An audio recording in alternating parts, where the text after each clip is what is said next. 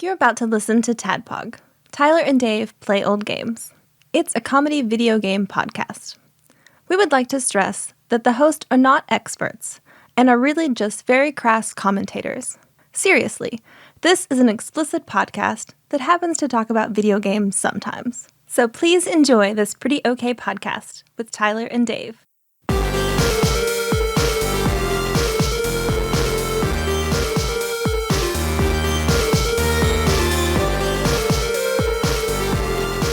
Hello, Internet. Welcome. Oh. Come on in. Yeah. Hey. We got the fire going. Yeah, just Dave and I here and in our pajamas, just having a little podcast. Come on in. Have a seat. We're all friends. Pajama party. There you go. That one's just for you. That seat's there. Yeah. We reserve that. We saved that for you. Have a seat. Is someone listening with you? We saved another chair for them too. Look. There you go. Are you having a listening party? We've never heard of those, but... Oh, we've heard of them. Not for us. Not for us. Yeah, not for us. I've got more chairs in the back. I can bring them out. Just let me know. Yeah. If you ever host a TADPOG listening party, please let us know. Take lots of photographs. And we'll say hi to your mom. Yeah. Probably not like live. We can send you like a video that we pre-prepared that's like, hey, person's mom. And it'll be just like that. Person's mom. Hey, person's mom. Right? Hey. Is your nickname Person? Well, then I'm sad for you, but hey, this is perfect. I heard there's a very special lady listening to our podcast tonight. We're just two old guys who play old games. Sometimes, especially this time, because now we are playing through, courtesy of our dark, chaotic god of our own creation and our own destruction, the randomizer, who was randomly picking from Wikipedia's list of Super Nintendo games for stuff for us to play. So last week, we're like, hey, randomizer, what do you want us to play? And it was like, championship pool, fuckers. So, yeah. So here we are. Yep. And kind of did that thing that it asked us to do. Yeah, we played it. Kind of played championship pool. Here's the deal, though. I don't think that a lot of people are tuning in for championship pool.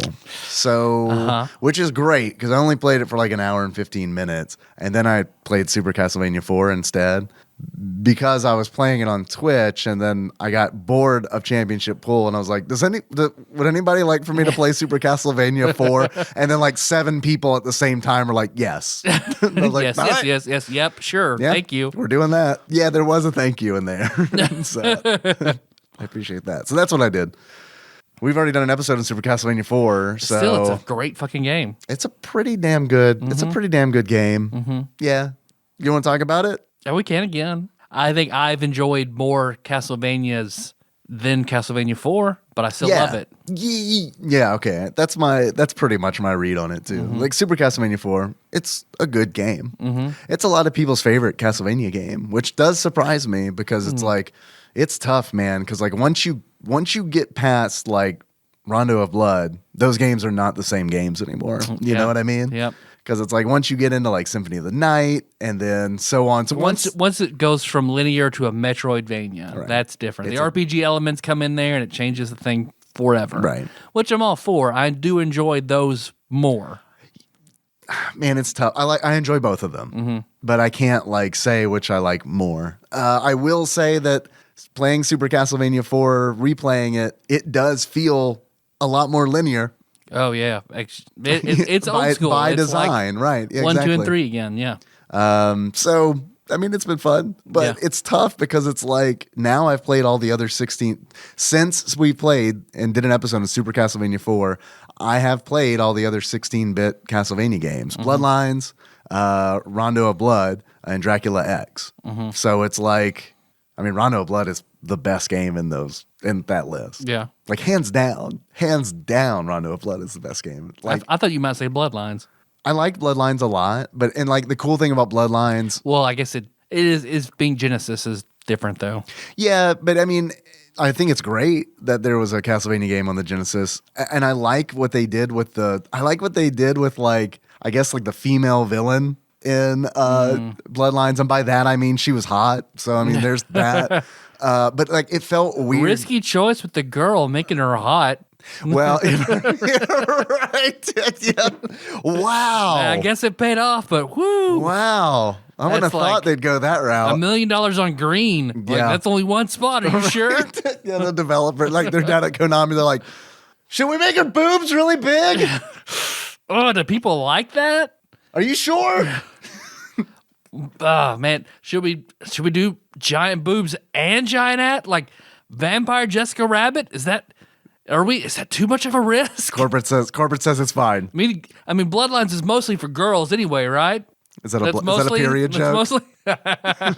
Hi-oh. Yeah, you know what? You know what's always fun? You know, I've heard as an urban myth. I don't think that this is true. That when several women are trying to resurrect Dracula together, that their cycles sync up. Yeah. I like that. That's really That's good. my period joke. They gotta be fresh for the harvest. I get it. But I like Bloodlines. What I liked the most about Bloodlines was not the hot female in it. Doesn't hurt. Don't get me wrong. It was the two dudes. Get to choose between two dudes. It was. Yeah. It really was. Mm-hmm. It was cool to play the game as different characters. Yeah, totally. But what I didn't like about it was, I don't know, man. Like, I like it when everything takes place in a Castlevania game, like in one central location. Like I like it when it takes place in Castlevania. Not all over Europe in World War II. Right, yeah, exactly. I mean, I like the time period. The time period in Bloodlines is cool. Like the world, because I think it's World War I. World War I? Because it's like early 1900s, and it's like, yeah, that's awesome. Like, I like that. That's cool. I do like that. But I don't know, man. Rondo of Blood, Richter. First of all, Richter Belmont, best Belmont. He's the prettiest Belmont. He's studious Belmont. He's got his own library. He's got a little cutscene. Also, Rondo of Blood, you got Maria. Like, you got there's so much Symphony of the Night DNA in Rondo of Blood that it's like, and Symphony of the Night is such a good game that it's just like, I don't know, man. I have to give it to Rondo. To Rondo. All right. Excellent. I'm just wondering if Castlevania is still in the future, because I know the very last game, not Aria of Sorrow, the DS sequel to that was supposed to. That's the last. Portrait of Ruin, is that one of them? It's after Portrait of Ruin. I got you. Because it's where you're not playing a Belmont. But I know that's the last game chronologically, because they're able to permanently put an end to Dracula in that game. And I remember when it came out, it's still like, at the time, Spoilers. It was 20 years in the future. Well, yeah, they in the continuity, they end the story there. So then they started the Mirror of Fate, which is an alternate timeline. But the mainstream Castlevania timeline ends with that game. It's done. All right. Well, then everything else is an alternate timeline. I guess I got to catch up. The thing, I don't know. I've heard so many good things about the Metroidvania style Castlevanias that have come out after Symphony of the Night, that I feel like I should play them, but don't they all kind of play the same? They have a little bit like how do they change it up? You know, like I know, like isn't Mirror Circle of the Moon and Harmony of Dissonance play very similar. Portrait of Ruin plays different in that you swap between the two characters at any time. I remember and they play differently. I played a little bit of that one, I think, on your DS right? I think it was a DS. I love that one. And the alternate is you could play as Richter and Maria, functioning the same way. So switching between them, and they play differently. Do you have to unlock that, or can you just go? I think after you beat it, you unlock that mode. Because I was about to say, if I could do that right from the beginning. Play through it, yeah. Dude, I love Richter, man, because it's like, his fucking costume is great. Like, he's got the fucking like headband. Like, he is like, you've played Ryu Belmont. He is. He's like anime Belmont. Like, he's Belmont the anime. Because we've seen Captain in the Game Master, we know what a bitch Simon is. So like, let's move on. Yeah. Well, poor Simon. Simon gets short thrift because it's like everyone makes fun of him because he doesn't wear pants. Oh, it's Castlevania Dawn of Sorrow. And I want to see what year that takes place in. Dawn of Sorrow is what? The last one in the... Came out in 2005. But you're saying, is that the one where they're like, you're done, Dracula. We figured it out. Yep. I don't want to tell you how or anything like that, but... You stake him in the heart, and the stake is hollowed out. They pour a little Fanta in there, and... Nazi Coke! Kills him forever. How do you kill Dracula? Nazi magic. I hate to say it. Sun-kissed, so it's in his blood. Ooh, sun-kissed, yeah. You got a freestyle machine for Drac? Yeah, I was trying to see what year, because I wonder if it's like 2020, and then like, okay, so now it's not in the future anymore. It's the present. This is the year Dracula goes down. I don't see it. I'll have to. I'll just say it's 2020. That works. I mean, I really think it may be. 2020's got a nice ring to it. Barbara Walters and all that. Mm-hmm. Didn't see nearly as many Barbara Walters, John Stossel memes as I thought I was going to.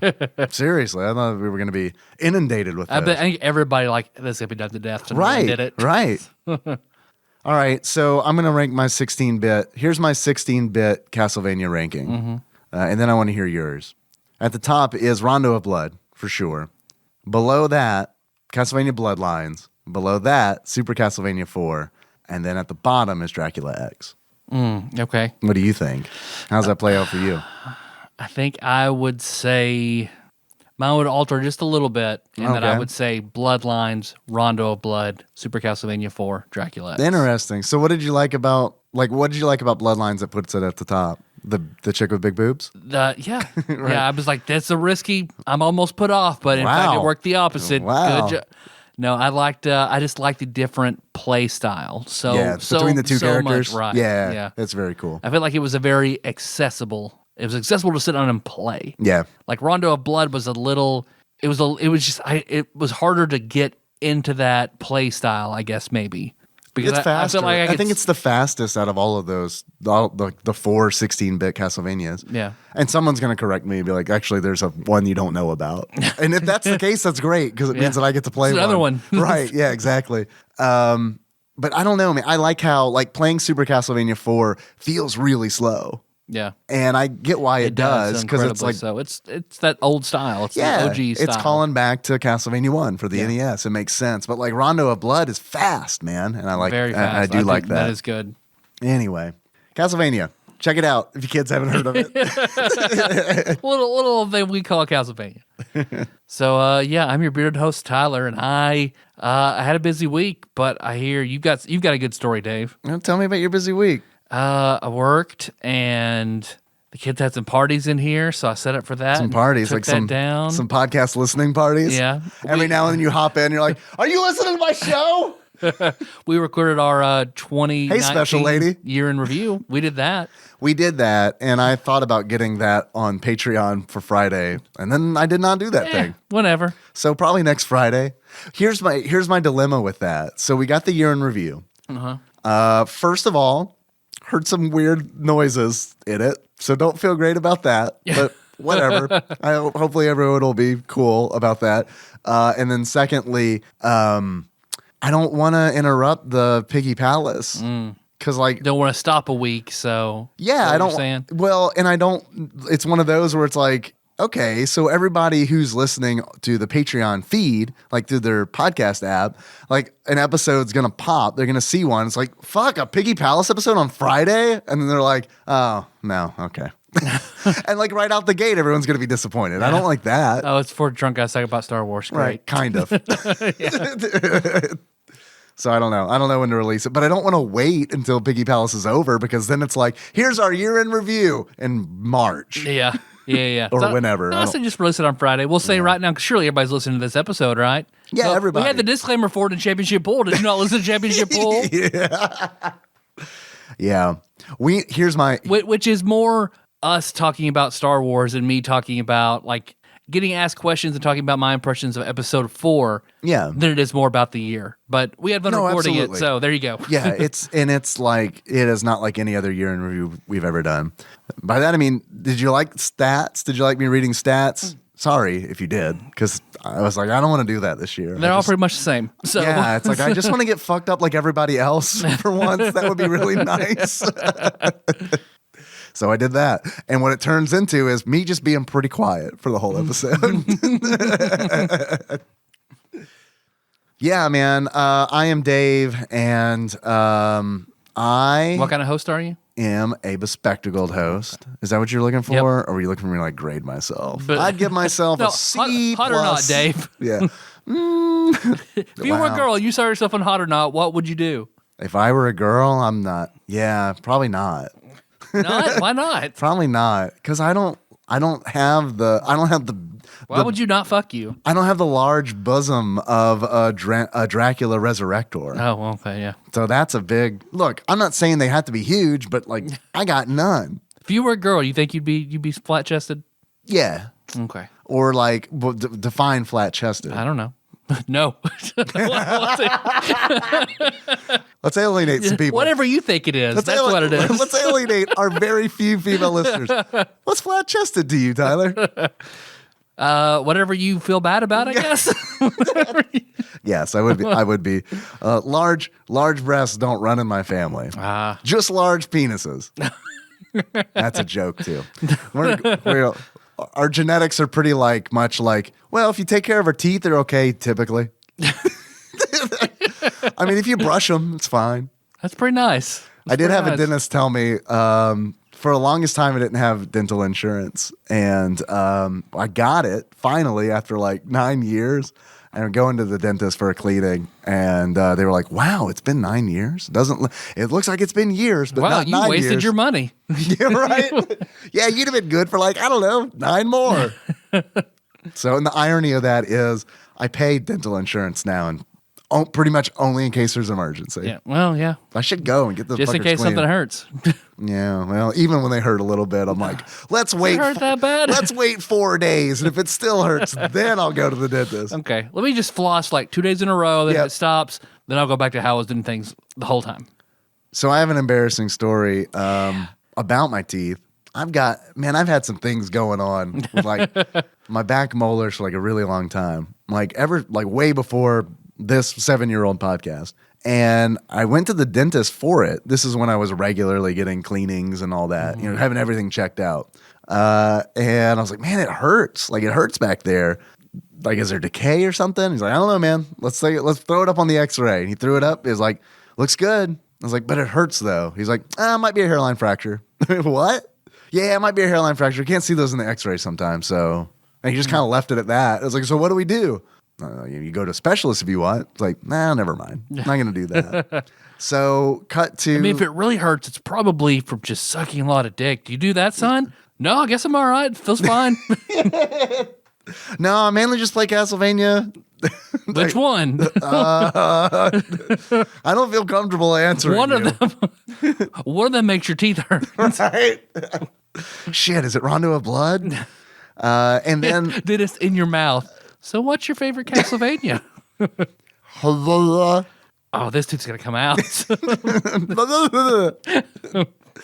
And then man, that tooth, it'll act up, man. It'll really act up and it'll get pretty painful. And then it's like this last time it did it was maybe 2 months ago. And it's like, well, time to cash in all that insurance I've been paying. I got to go.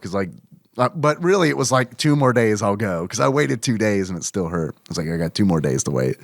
And that's just an arbitrary number. I don't know.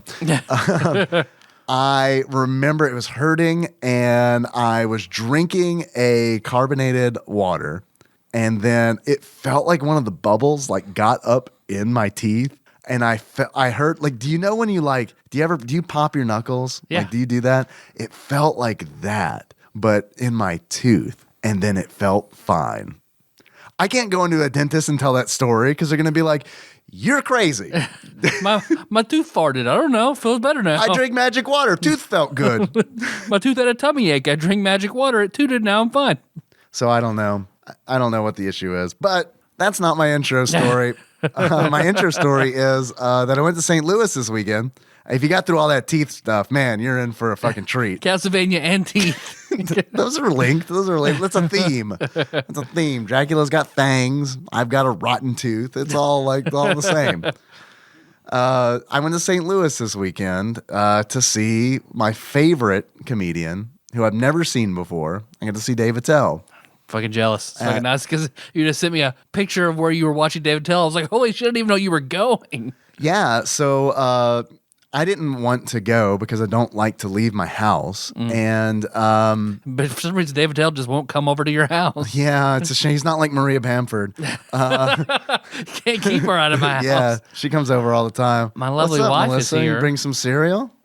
With bowls. Is this cobbler? Oh, nice. Bowls Thank of you. Apple crisp. Thank you, lovely All right. wife. This is awesome. Yeah, so Laud Dennis really convinced me to go, and I'm really glad that he did, because we were like, he got the tickets and everything, and we were seated right next to the stage, like right next to the stage. Like, I mean, If it were an episode of Louie, you would probably have a line. You're that close. right. Yeah, absolutely. Like, I could stretch my feet out and touch the stage. And the stage was like maybe 8 inches off the ground. So, I mean, it's like a real low stage.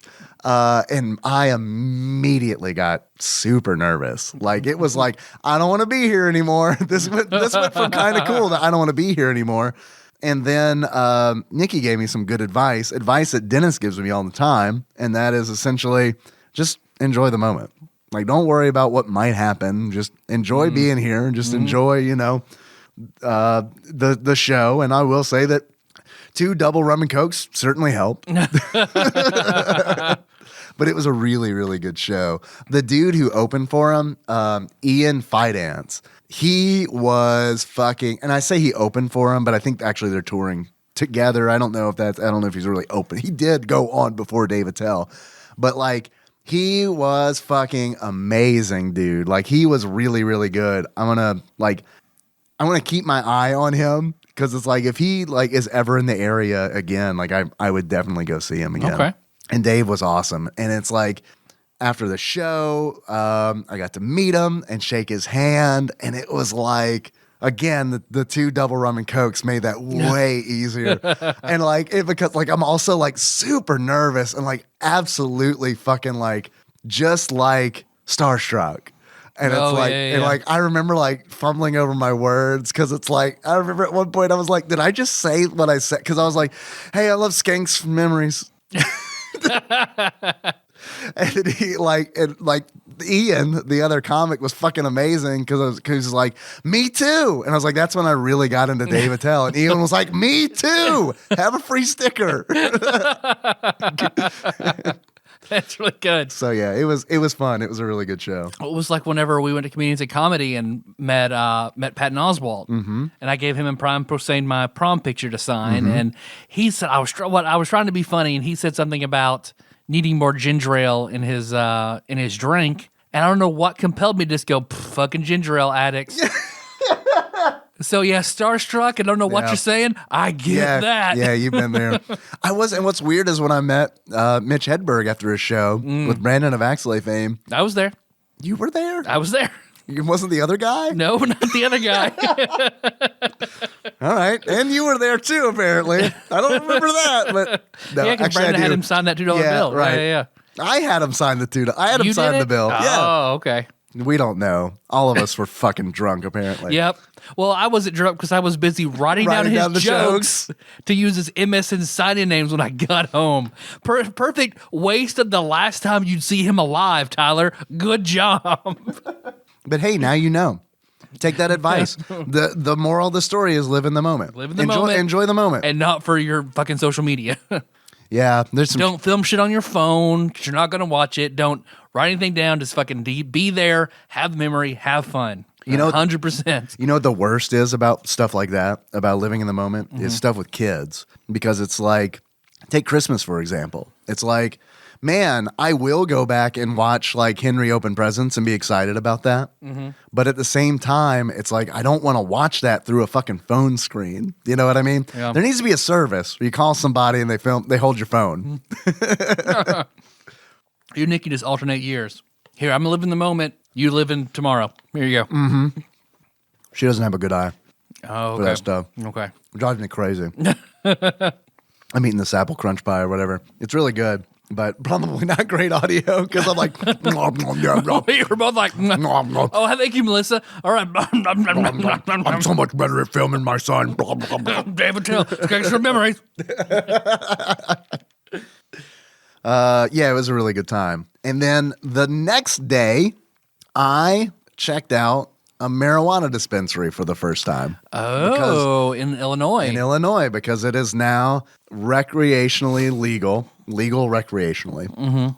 And I'd never been to a dispensary before. And it was like, fuck yeah, let's go check this out. Yeah. Let's see what this is all about. And there's one in Collinsville that we went to. So you're moving to Brookport. So yeah, moving to Metropolis. Actually, there's a dispensary in Marion. which is very close to us. I haven't been to that one yet, but I've been to the one that's farther away from us. We went, and man, it was one of those where it's like that line was insane. We waited in line for like, if I had to guess, I lost track of time because first of all, it was cold and it was raining. Dennis is wearing a fucking t-shirt, and I'm wearing like a sweater. So I'm in better shape, but it's raining. So by the time, 10 minutes in, and by raining, I mean, it's raining in the sense of like you go to the produce section at Kroger and they're misting, okay. you know? Enough to be uncomfortable. Definitely. And I'm wearing my Chucks, canvas shoes. Like just my feet were just like frozen blocks of ice. And then there were I need to tell this story for sure. The guys in front of us, really cool guys, very nice. One of them, I'll just call him Camo Sub-Zero because he definitely had a jacket on. It was all camo, and like he had a hood and like the ninja mask that went over his face. All you could see was this dude's eyes. So it's one of those where it's like he's talking and it's like, it's outside and I can't see your mouth. I don't know what you're saying. So it's just like, okay, I'll talk to He's kidding also. He's kidding. Yeah. I'll talk to your friend whose mouth I can see. But he let us borrow his umbrella, which was nice. Let's call him Visible Mouth. Visible Mouth. We had Visible Mouth and Non-Visible Mouth.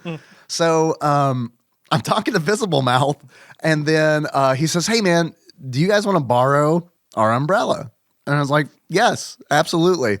So we get this tiny umbrella that Dennis and I share, and it's like we take turns holding it. And very cool, very nice guys. But, however, there was a story that Camo Sub-Zero told that after everything was said and done and we were leaving the dispensary, Dennis said, when that guy was telling this story, all I could think was, Dave, don't laugh. Dave, don't laugh. Dave, don't laugh. This guy told a story about this really sweet vape pen that he has that whenever you hit the button and draw from it, let me start it over. Or let me just add a nice little fact that everybody needs to know. It's super important. Okay. Tweety Bird's on this vape pen. And when you draw from it, Tweety Bird's eyes turn red. So he's telling this story, and all that Dennis and myself are thinking is like, don't laugh. This is not like, you're going to laugh, you're going to piss off Camo Sub-Zero. We're going to have to give the umbrella back. So he's gonna be like, awesome, man. Yeah, pretty much. Yeah, I was like, I love Skank for the memories. Yeah, Rondo of Blood. But it was cool. It was a cool experience. It was like, it was essentially like an Apple store for weed and weed-related products. Okay. They had it was weird. 100 different varieties and... No, dude, because they were like even when we were in line, there was a DJ there who thought he was really clever because he was playing all the songs about rain that he could possibly think of. And yeah. And it's like... He just played Chocolate Rain 16 times. He missed Chocolate Rain. He didn't play Chocolate Rain. He did play Toto's Africa because they talk about the rains in Africa. And it's like, all right, you must be getting to the end of this playlist. And at one point, he's even like, I bet y'all think I'm about to run out of songs about rain. And I'm like, yes. And then he played 3 more songs about rain and then started playing Dr. Dre. I bet y'all think you'd be right.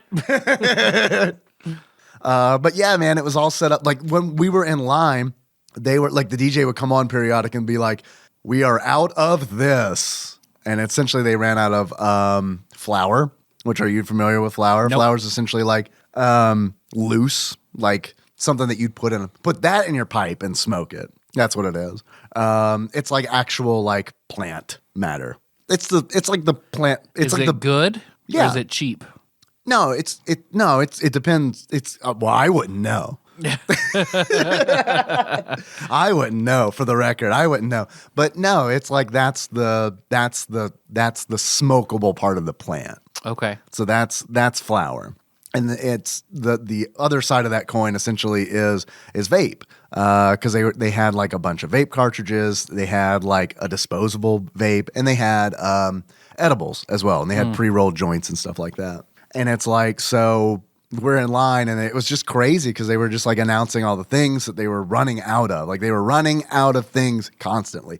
Like that's how busy this dispensary was. Like it was insane. And it's like as long as that line was, and I'm not trying to turn this into like the lamest Joe Rogan's podcast you've ever fucking heard, but anyway, have you ever had MDMA? Right. But it was one of those where it's like, I wanted to experience this. Mm-hmm. Like, this is a big deal, you know? It's like Illinois is like a state border away. It's like, I'm not going to pass up on an opportunity to see what this is all about. Like, this is an adventure. Like, even when we were in line and I was like thinking about leaving because it was cold and miserable, I told Dennis, I was like, I want to stay because like this is a story. Like I'm never gonna forget this. I'm never gonna forget this experience. So I want to stay. I'll never forget you, Camo Sub-Zero. With your Tweety Bird special attack. I was living in the moment. And it was like, yeah, I'm gonna remember this. I didn't film any of it on my camera. I'm gonna live in the moment. I'm not gonna film all these guys buying weed. Right. Legally. If they ever revoke this legal law, man, you guys are fucked. I got your face. That's what's so exciting about it. Like it is exciting because it's like we're living through this. How cool is that? I mean, seriously. Like even if you do not partake, you have to like acknowledge the fact that it's like we are living in a time where it's like this is changing. Like we're living through it. Like this is changing. And I think that's really cool. And that's like one of the big reasons I wanted to go because it's like it was expensive, I hear. Yeah. Oh, I'm sure because it can be. Yeah, and it's taxed like 25%. I mean, like the tax on it's like it's fantastic for Illinois. Yep. Like amazing for Illinois. But it's amazing for Illinois. It was awful for Colorado because Colorado has a weird law that the people have to vote to raise their taxes. So they never raise their taxes. So like right, of course all of this money, so they have like bottom barrel public schools, roads, shit like that because they're just like, nope, no more taxes. Well, you know Illinois is not scared to tax. Yep.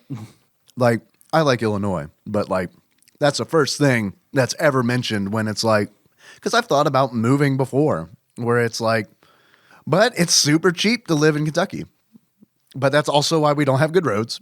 Or good schools. You know what I mean? It's like, I don't know.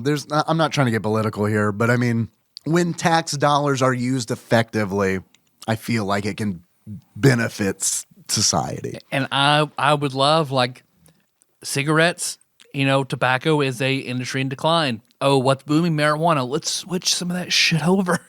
We have all the infrastructure to try and turn our tobacco manufacturing into marijuana manufacturing.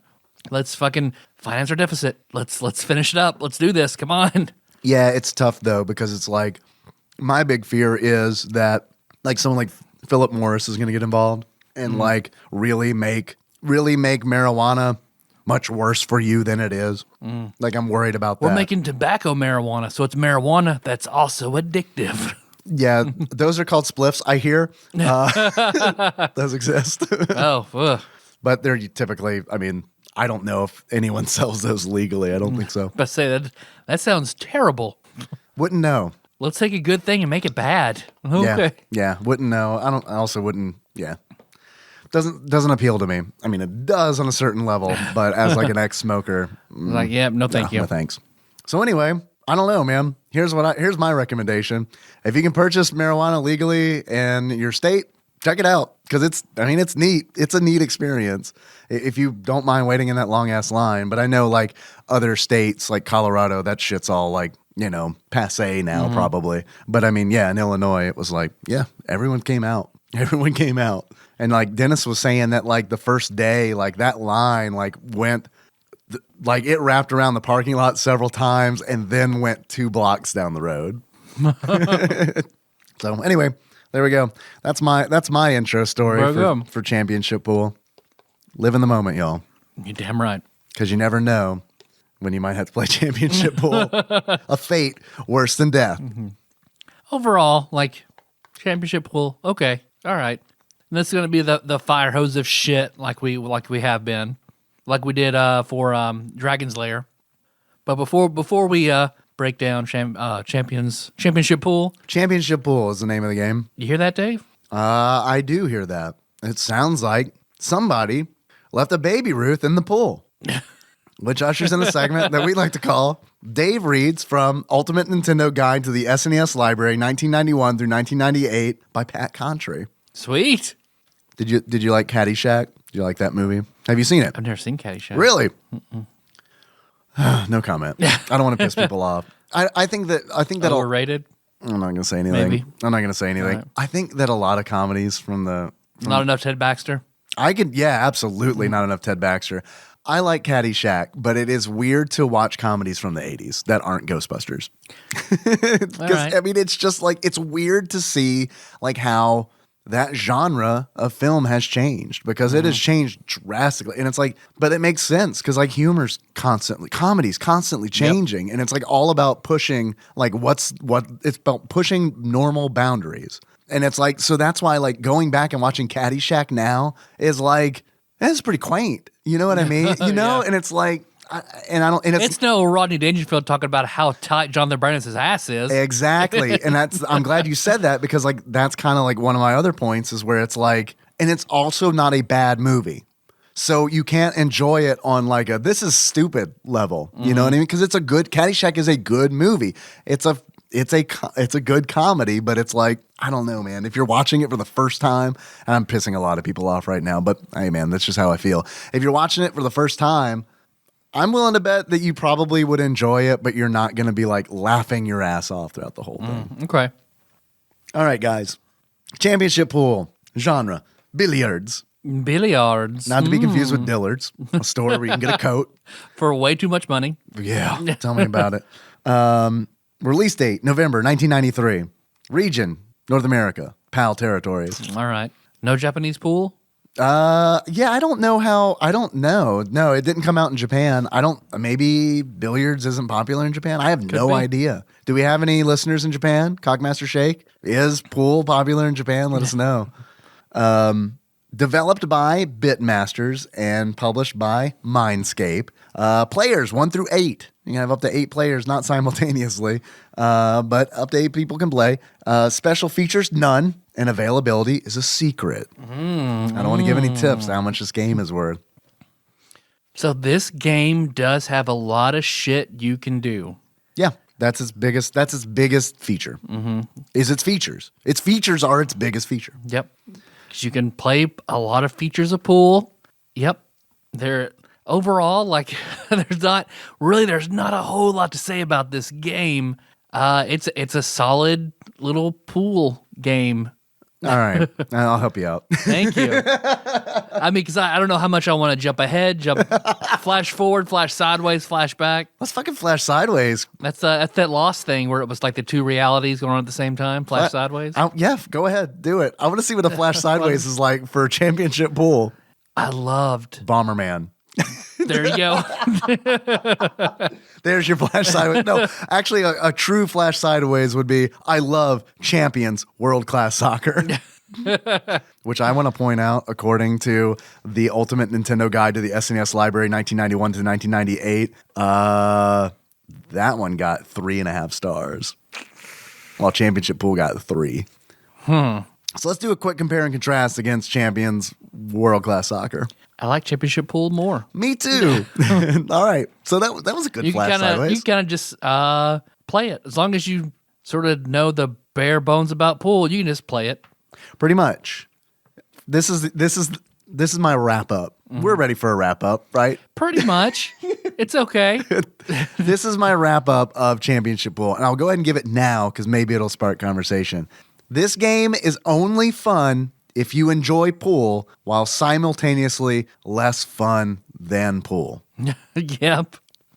Like, this is a nice, I feel like if you really like pool, and cannot play, you're not able to play, this is a nice alternative to that because it gives so many different play options. Like, you can play a whole bunch of different games. You can play 9-ball, 8-ball, and then my knowledge of pool ends there. Yep. You can play 10-ball, 15-ball, 3-ball, rotation, random, cutthroat. There's a freestyle mode where you can just practice shooting. There's a party mode where that is where you and up to 7 other players can play by rotating through and taking turns, which is really cool. That's really neat that you can do that in this game. There are two. The main meat of the game is there is a tournament mode, and in that tournament mode, you can play either 8-ball or 9-ball, and that's where Which I had no idea how to play 9-ball until I played this game. I love 9-ball. Yeah, I used to play 9-ball a lot in high school, not professionally. But I had a friend in high school who they had a pool table in their basement. Their dad had to have been really into it because they had like the like, I don't know what you call it, like the stained glass lanterns or whatever above the table and all that. And What if they owned a pool table? What's that? Or the fact they owned a pool table. Yeah. You own a pool table. I happen to have one by just sheer coincidence. I was about to say, come on, man. You own a pool table. Captain Gundner, John Turley, and I played several games of 9-ball after we recorded our year in review. Which I love pool. That is Melissa's dad's table. I remember playing pool with her in middle school on that table in her parents' house. 9-ball is a lot of fun because you can win at any time. Now I've had sex on it, by the way. So there you go. Nice. Yeah. Full circle. when you told me and John that, we were actually looking for the stains. And I think I might have found one. Yeah. So when we're done, I'll point it out. You can tell me if you feel like I'll smell it and be like, is this a stain? Is this love ketchup? Got him. Bring it. But yeah, John and I, we played like several games of 9-ball and like we were drunk. So I mean, like we stayed to the point where you're like, I'm going inside. You guys stay as long as you want. Yep, I was dozing off. Otherwise, I would have stayed and hung out. And was like, yep, I gotta go to sleep. You guys, please go ahead. As long as that's what this area is for, please hang out. It was very cool of you. Thank you. But like that brought me back. Playing 9-ball with John Turley brought me back to playing 9-ball with my friend in high school and his brother. And it's like this game. Did you beat John's ass? No. We were actually like, like the friendly chipmunks, like the overly polite like chipmunks. Not like Chip and Dale. I'm trying to remember who. It might have been Looney Tunes joint. But anyway, essentially what it boils down to, John and I were like, good shot, man. And it's like, hey, man. Nice shot. nice assassination attempt. But it was fun. I don't know who won. John probably did. By the way, you need to get. Are you also like Kakashi and Guy of playing pool together? Like rivals? Yeah. No. We were just like, honestly, I don't like playing pool like at local bars and stuff like that. Because like there are pool tables at like there's a bar called KC's, I think it's called, right? Yep. And I don't like playing there because it's like there are people there who are really into pool. Mm-hmm. And it's like they want you to know that they're really into pool, and they want you to know that you're bad at pool. Like people just like, hey man, you want to waste 20 minutes? Yeah. Right, exactly. And like this exists in like every community. Because I mean, it's like this is essentially video games just like translated to a bar where it's like, because it's like you go to any stream on Twitch and like there's some guy in there telling the dude streaming how to play the game. You know what I mean? Mm-hmm. Like that's just how it, even at like Dragon Con, when like we're playing like a board game, like people will just kind of meander over and like just sit down and give their advice and how they feel about the game. And it's just kind of like, all right, cool, man. You know about this board game. And like, you'll make a move and they're like, ooh. Oh, man. Few things, because that just takes me back to Ryan watching me, shut the fuck up. Watch you play Super Punch Out. Yeah. Sucking teeth. Yeah. I've heard that is what that is called. Sucking teeth. But yeah, so I don't know. It exists everywhere, but like I am almost like never comfortable in a bar setting. Like it's very. Oh yeah, I'm with you 110% on that one. And it's very rare. I mean, I like to drink. Like I don't have a problem. It's not the alcohol. It's just. Unless you go a lot, it's a social club you're not a part of. Absolutely. Yeah, absolutely. So whenever I go to one, I feel like I totally do not belong, and I don't want to live in the moment. My social club is my house. Right? Yeah, you're right. My social club is my house and my Super Nintendo games. So, I mean, yeah, I that's a long way of me saying I like pool, but I'd rather play it with a friend in real life at somebody's house than I would play a video game. And you have the about option pool. to do that now whenever you want. I know, that's nice. That's nice. Yeah, that is amazing. And by that you mean I can pop in championship pool anytime I want? Anytime you want. You fire up that retro pie machine and you play your heart's Dave, content. come on over and play. Here, you championship pool. can play actual pool right here to your right, or on this big projector screen, you can play championship pool. The game, look, it looks bad. It's a very bare bones game. Oh, absolutely. Like the actual pool table, because most, like 99% of the game takes place with a camera overhead looking down at a pool table. That all looks fine because it's a pool table. It's a green field with some pockets and some balls. It's like, cool. That all works. But anytime they focus on anything else that is not the pool table or the balls, shit gets fucking weird, man. Yeah. Like the game starts up and I guess they're showing you where you're going to play pool. And it's like there's this sign that says pool that's lit by Christmas lights.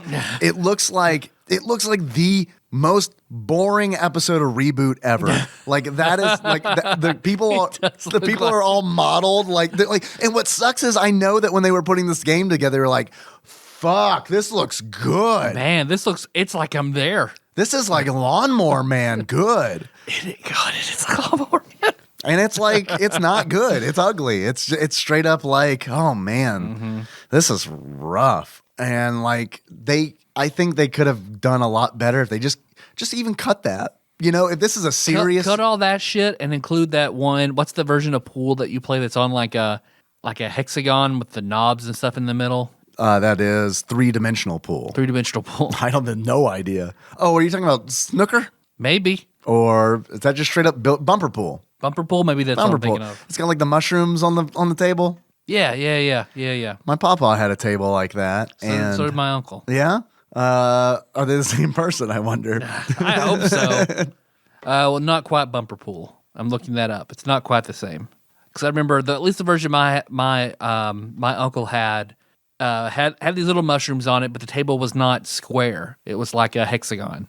Oh, yeah. Okay. No, that's different. My the table I'm familiar with looked like a pool table, but it had like giant rubber mushrooms on it, essentially. It's an octagon. I'm sorry, an octagon bumper pool table. They call it Stop. Think about playing pool? They call it, you wish it was regular pool? Us too. Yeah. Or it's called, Hey, got tired of playing pool? Good poker table. 100%. Or Vermont, hey, you're not playing pool? Play some D&D on this bitch. table. Yeah, for real. But every time championship pool like strays from the pool table, it is ugly. The opponents that you play in the tournament, ugly. I mean, it is like they look like Dilbert characters.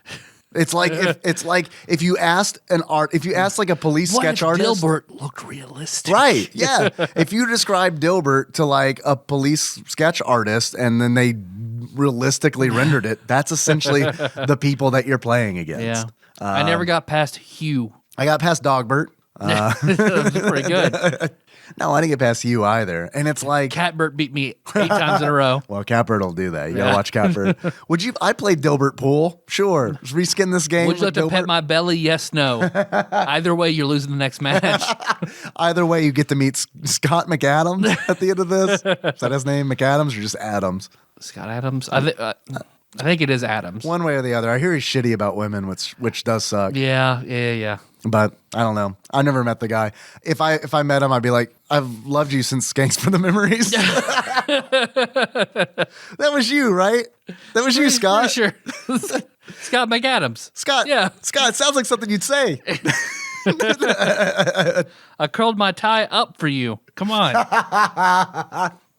How many Dilbert cosplayers do you think are out there? Not enough. Yeah. Not enough. I'm gonna next time I'm at Dragon Con, which might be never. I don't know. I don't know if I'm going back. Henry's getting to the age where it's like, I guess we could bring him to Dragon Con, but it would be a way different experience. Yeah. And it's also like, because he'll be. I mean, I took Kenna as an infant, and it was a very different experience. Yeah. As a toddler, like, definitely. Yeah, and seeing you guys with Kenna there was like, no, I never want to bring a child here. Yep. Because I mean, Yep. because like you guys essentially took shifts, right? Yep. Like, yeah, someone stayed in the room and then went out, and that's no way to Dragon Con. But I'm proud that you guys made it work. I couldn't make it work. I get really antsy. We making a Dragon Con work. So yeah, I don't know. I don't know how many more Dragon Cons I've got into me. But I don't know. When he's older, I think it'd be cool to take him. Like when he's older. To really appreciate what's there. Like, yeah, exactly. Like in 16 years, we can go. I took a big bite of apple, sorry. No, it's no big deal. I was just going to say the next time I'm at Dragon Con, I'm going to try to organize a Dilbert cosplay, a group where we can all take photographs. The Guinness World Record for largest Dilbert cosplayers. And if that doesn't pan out, we'll just do Foxtrot. Oh, hell yeah. And if that doesn't pan out, Marmaduke. And of course that'll pan out, so that's the that safety net. will pan out because when the furries meet up at Dragon Con, I bet you there's at least one Marmaduke already there. Because it's like... How many are there? 2 of you? World record. Yeah, yeah, it's true. Don't look now, but the Marmadukes are making out. Man, why did we put Marmaduke and fuck Marmaduke together? You could tell fuck Marmaduke because he has the red lipstick out. Yeah. His sheath is floppy from lots of stretching. But let me ask you a question. Okay. That thing made me just. Is that how like?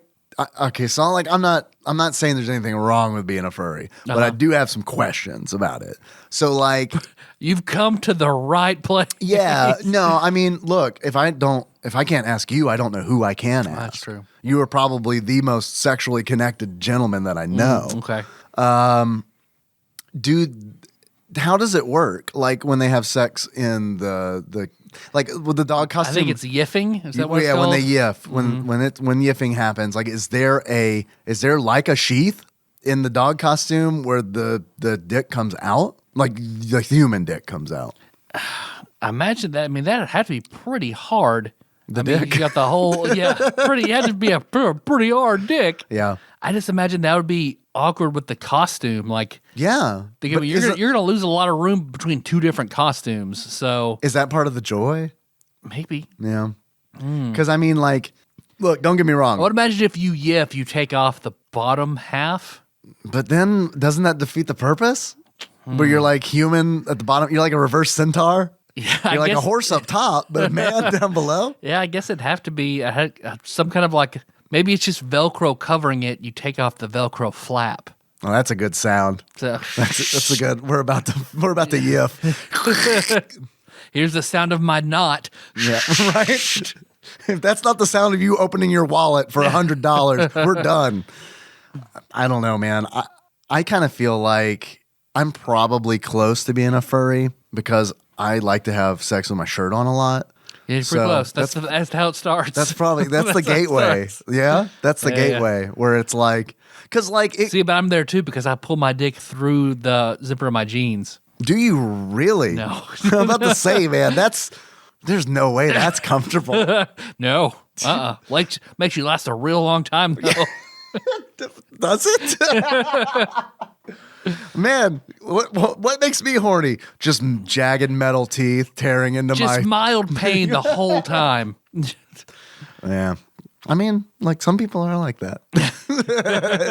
Just not me. Just not me. Plus, look, I don't know if you don't wear jeans, so never mind. I have a pair. I can't find them. A pair of jeans? I do. I have one single pair of jeans. I have lost them. I'm astounded. I did. Melissa loves me in jeans, so I did have a pair. I don't know where they are though. We both looked everywhere. Oh, convenient. I did find one pair of jeans I actually did like. Yeah. I actually did like them. Do you remember what brand they were? We bought them at Kohl's. Is all I remember. All right, lots of different. That's where I buy my jeans, at Kohl's. In case you were wondering. I like the American Eagle jeans. Yeah, but they made my dick look weird. So it made your dick look weird. My dick look weird. Like, did you ask her to elaborate? Like it showed off too much of my dick, and then made it also look weird. I don't know. So I was like, okay. So she wants to be able to. This is for you. So I don't really care. But if you think it looks weird, then we'll find something you'd like, instead of that's worrying. Yeah, I'd love to be in line at the American Eagle when you return the pants, and they're like, "Can we ask why you're returning the pants?" It makes my dick look weird. Like, damn it. Yeah, we get that a lot. And they point to a sign where it says, no returns if your dick looks weird. Or I hope it's a comment card, like, too small, too expensive, wore a hole in them, dick looked weird. Other. That's where they're sexist because they have to go, vagina look weird. Other, please explain. Vagina looked strange. That also seems like, man, that's probably a thing, right? Having sex with jeans on, that's probably a thing. I mean, having clothes on with sex is totally a thing. But jeans specifically. Yeah, probably. Probably a thing, yeah? Mm-hmm. I would think so. I mean, everything's a thing. We think of it as a thing. It's a thing, right. All right. Championship pool. Yeah. Championship. The only part that I played that I did not like, that turned me off, was, so I started tournament play, and you're playing, and I had trouble seeing the numbers on the balls, for one. Yeah. At one point, you asked me if that was a 1, and I said, no, that's a 7. Yep. I lost a few games hitting the wrong, of 9 ball, hitting the wrong ball. Yeah, you have to hit them, in order. There are rules. You can check the rules like as you play, which I think is nice. Like this game, sorry to interrupt, but I do think that it is important to say that this game is a very in-depth pool game. Like very in-depth. Yeah, they did a good job with it. You can do trick shots, like you can practice trick shots. I mean, there's a lot to this game, but you have to really like pool. Like we play plenty of soccer games, but like there's not a lot of depth for a soccer game.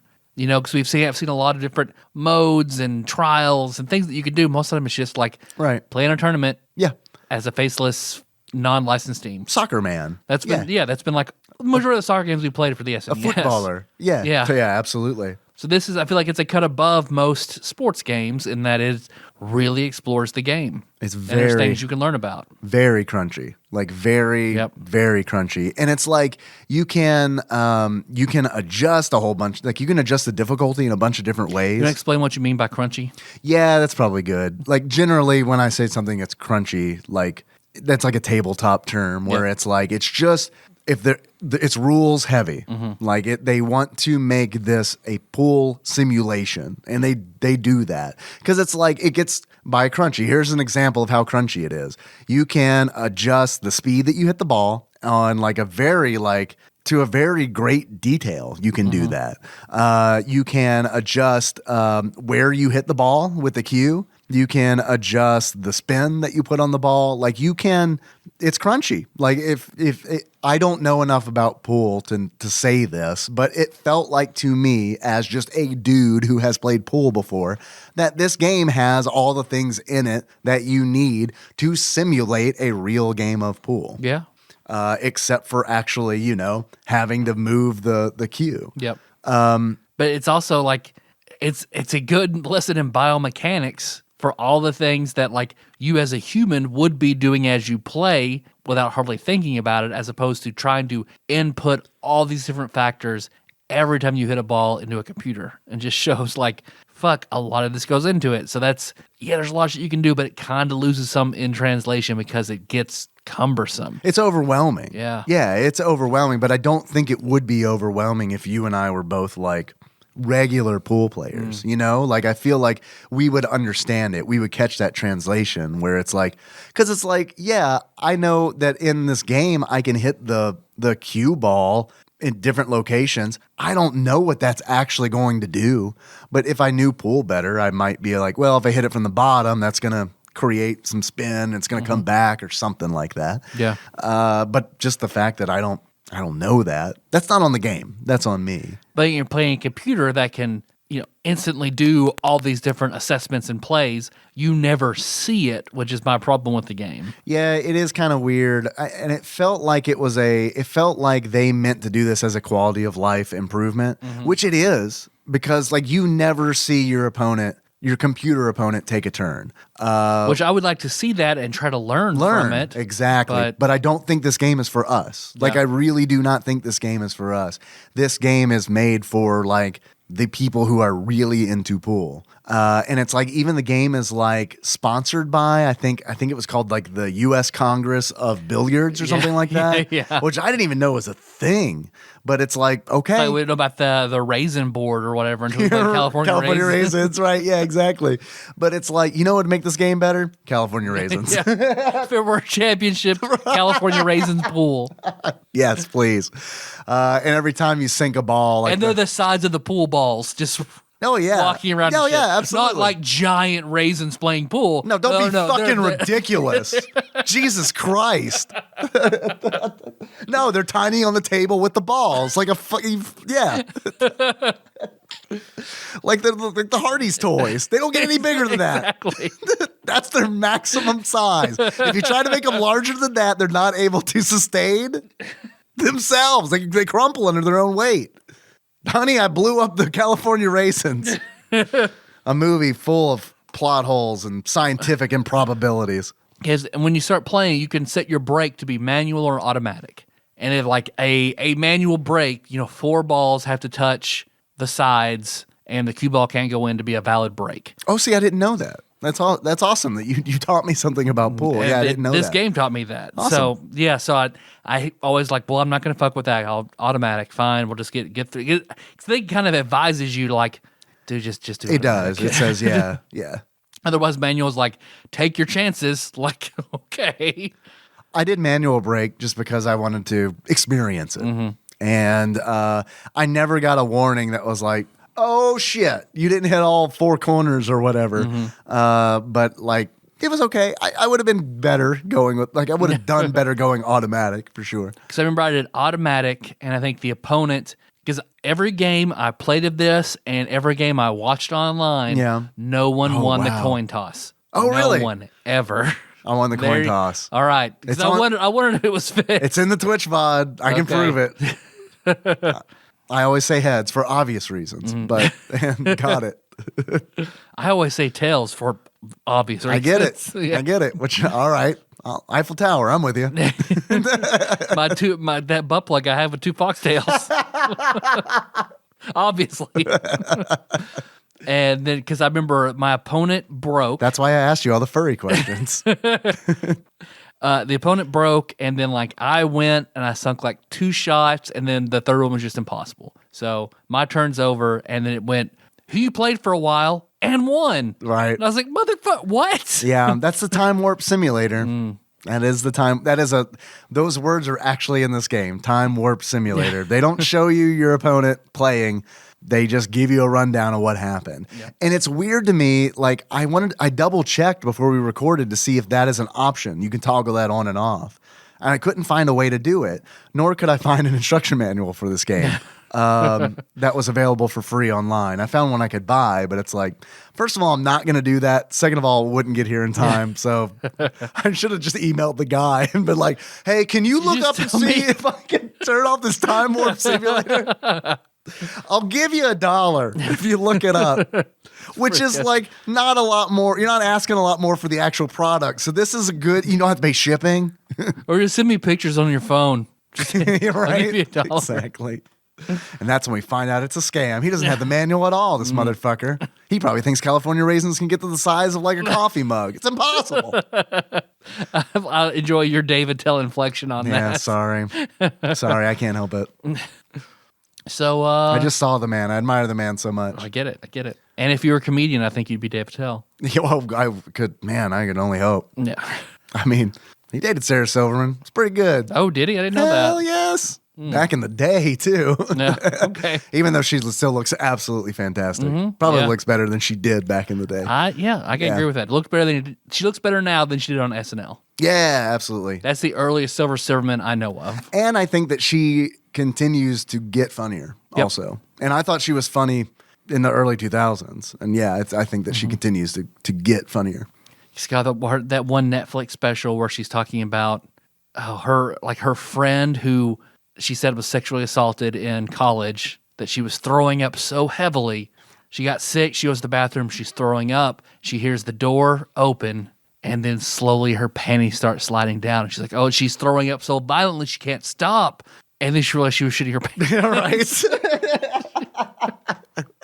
Right. It's like, oh Yeah. man, that's so good. She does such a good that's so job good. of like controlling that entire audience. Cause it's like, even me watching that at home was like, holy shit, this is going places that I did not expect. And it's like, I remember thinking, I am so glad that I am not in the audience because it's like, how fucking uncomfortable and awkward is this right now?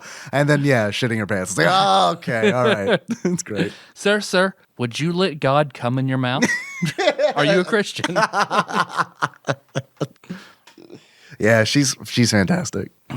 But championship pool, Not as fantastic. not for as me. fantastic. No, I mean it was entertaining as non-pool guys. It's fun for a little bit. It was fun for me for like 30 minutes. Yep. Like as a curiosity. And then it is, like I said earlier, it's like I got an hour and 15 minutes in and it was like, anybody want to play Super Castlevania 4? That is the best way to describe this game. It's a curiosity. Yeah.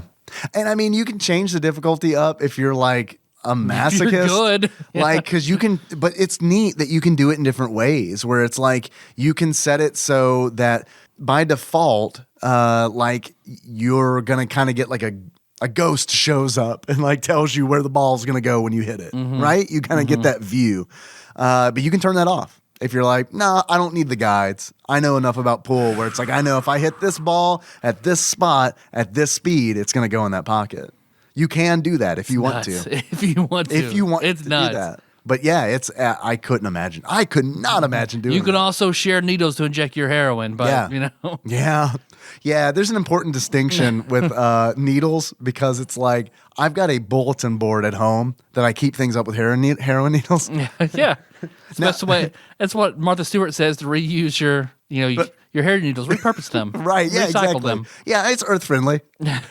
Henry was he likes to put things into that bulletin board. So I watch him because it's like I don't want to be like it's nice because he can learn to be careful with things, you know, because like he knows that these map pins are sharp and if they're pointy, and if he touches himself with it, it's gonna hurt. So I keep an eye on him to make sure he doesn't do anything really stupid with them. And he's like pushing them in, and then he drops one. He's like, I dropped the needle. I was like, it's a pin. It's different. It's a pin. I never want to hear you say I dropped the needle. He's here from the other room. I dropped the needle. Or he's at school, does that. I dropped the needle. Where'd you hear that? My daddy.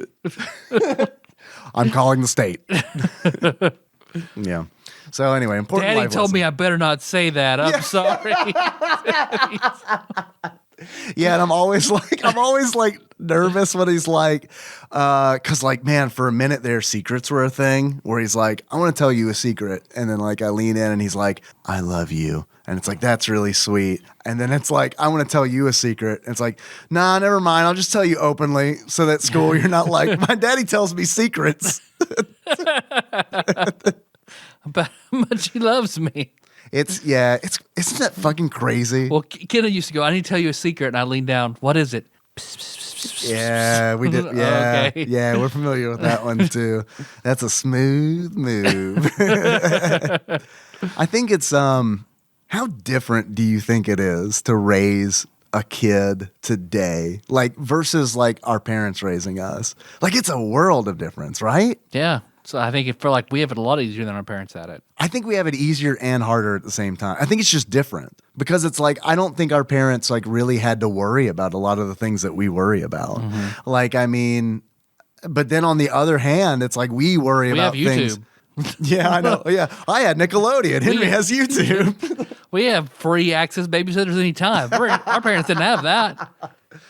Yeah, I mean, it's true. It wasn't free. They had it, but it wasn't free. And it wasn't YouTube. It was Nickelodeon or the Disney Channel. That one was one I feel like when my dad got the Disney Channel, he's like, don't have to see him for a couple weeks. Every time I just need some time alone, I get a new cable package. Right. The boy goes on for a little while. Look at that stupid fucker. Loves that Dumbo shit. When he's 13, I'll get the movie channels, and then he'll just disappear from 9 o'clock on. Yeah, that was like 7. I remember being 7 years old. We had HBO, and I remember in the summer Holy God. They would go to sleep and it's like, time to see what sex is all about. Well, see, I didn't have that luxury because my dad was like, well, I'm tired. Everybody's going to bed at the same time. Dad, it's 8:30. Like, no, when I go to bed, it doesn't make any sense if you're not tired too. So everyone goes to bed. Sound logic. So only if I was sick did I get to stay up and watch TV after they went to bed. Otherwise, it was just whatever I was doing in my room, and I never had cable in my room. When you were sick, you got to stay up later? That doesn't make any sense. Yeah, like they didn't make me go to bed if I was sick. If I wanted to stay up and watch TV when I was sick, I could. Just because they felt bad for you? I guess. Because that seems like counterintuitive to you getting better. Yeah. Right? Well, I guess if I'm laying there and I can't, I may as well just watch TV if I'm not feeling well. I just lay in the room in the dark and be sick, or. But how is that different than when you're well? Well, if I was well, then just like then he had no sympathy for me. It's like, let's go to bed. Oh, okay. It was all emotional. Yeah. I see. Okay, I got you. It was like a sympathy thing. All right. Okay, I got it now. Yeah. No, it's like whenever Henry's sick, it's like, you got to go to bed, dude. You'll feel so much better. Mm-hmm. And it's like, that's when I know that he's really sick, because he'll like agree with it and go on with it. And it's like, yeah, he's really sick. What were we saying before that? I don't remember. I don't know. It's like something about championship pool. All right, championship pool. That's all I got to say about it. Secrets, needles. Yeah. It's a good curiosity, and then I'm done. Yeah. Yeah, I never want to play it again. Yeah, I never want to pick it up again. And that's not to say that it's a bad game. It is just a game that was made with a very specific audience in mind. Mm-hmm. It's kind of like a hentai game in that regard. Yeah. Yep. Yeah. So, I mean, I don't know. That's how I feel about it. Do you have any achievements for this game? No. Or Whoa. flamenco dancer, and you unlock flamenco dancer by beating Francesco in the tournament. I never played Francesco. I only saw it on the videos. Oh, He's I see. past Hugh, I'm about to say who I you- never beat. Oh, he's right before Dilbert. I have A huge upset. You unlock that by losing to Hugh. I've got a few achievements that came in from Twitch chat. Had a whole bunch come in, so thank y'all. I appreciate it. Here are my favorite ones. First achievement comes from Josh, ATC, and it is Stroke It, Don't Poke It. And in order to unlock Stroke It, Don't Poke It, get all the balls in the pockets before your opponent gets a turn. Second, Did not get that. No, God, no. Lord, no. It's impossible, but it's not. Second achievement I got comes from Usurper Grim 1383. And this achievement is the balls too. In order to unlock the balls too, put all your balls in the same pocket / holes. That's a good one. Your gesture. You're chugging NyQuil and I had a gesturing. mouthful of NyQuil, so I couldn't say anything, but I pointed at you like, I like that one. Oh man, you talking about chugging NyQuil? I did a literal spit take at the show in St. Louis. It was on my second rum and coke, and it was I was really embarrassed about it. It's like a big old blue whale coming up for a fresh breath of air. Last achievement I've got comes in from Anonymous, and it is Jeffrey, break out Lucille. Nice. I figured that was Sandwich Boat Phil, but Anonymous. In order to unlock Jeffrey, break out Lucille, you need to lose 3 matches in a row in a tournament and then win the next 4 matches to win the game. As we all know, the classic episode of Fresh Prince of Bel-Air, where Will gets in way too deep with a pool shark, and then Uncle Phil comes and bails his ass out. My favorite is that scene set to Giles' theme. I know. Yeah, it's pretty fucking great. Make sure I add that to the show notes. All right. Tyler, I got some questions for you. Yes, Dave. I want to know how much you think this game is. If you were to buy it loose right now, how much do you think you would pay for it on average? 1607. 1607. Let's consult the Ultimate Nintendo Guide to the SNES Library, 1991 through 1998 by Pat Contry. Mm-hmm. We're locking in your answer. Yep, 1607. 1607. But with this information, according to Flopsy, this cartridge is common. Would that change your answer? It would. Would you go? I'd half it. Okay, so you're around $8. Yep. Tyler, actual retail value of Championship Pool for the Super Nintendo loose on average, according to PriceCharting.com, at the time of this recording, is $4.13. Order that shit. Do you think that it is worth it? $4. Yeah, okay. Really? Yeah, all right. Really? It's Am I wearing off on you? Is that what's going little on? piece. Or yeah. Okay. All right. Okay. Yeah, I'd also pay $4 for it. Sure. Yeah. Yeah. You want to take a stab at how much it is new on average? 47. $23.99. Damn. I would actually buy that. This is one of those games where it's like I have a few complete inbox games, and some of them are really bad. Like, I shouldn't say bad, but they're like really low value common games. Of course. You know? I would totally pick this one up if I could find it for the average price of $8.55. Like, that's a no-brainer, man. Yeah. So anyway, Tyler, Yes, Dave. I have a couple more questions for you. Hell yeah. If you were to give this game a beard that sums up how you feel about it, what kind of beard would it be? And why? A Van Dyke with a handlebar mustache. Like a Dick Van Dyke? Like a Van Dyke for your genitals? I wish I had Dick Van Dyke genitals that are just fun at any age. They're just. I bet he's got a long, skinny one. It trips over futons.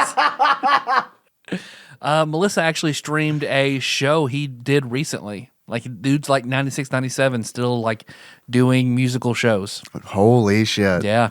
His outro is the theme song to the Dick Van Dyke Show. Wow. His book's really good. Yeah, I haven't read his book. His interview with Mark Maron was really good. Oh, I need to listen to that. I didn't realize Mel that he was on Brooks there. and Dick Van Dyke's interviews with him are fantastic. Really? Okay, cool. Yeah, I'll have to check that out. I bet the interviews, like, his book is like straight up just like, man, I couldn't live like him. Like, I just could not live like him. Like, his, like, man, like, It's like snorting coke off married to No. tits in the that's how I want to live.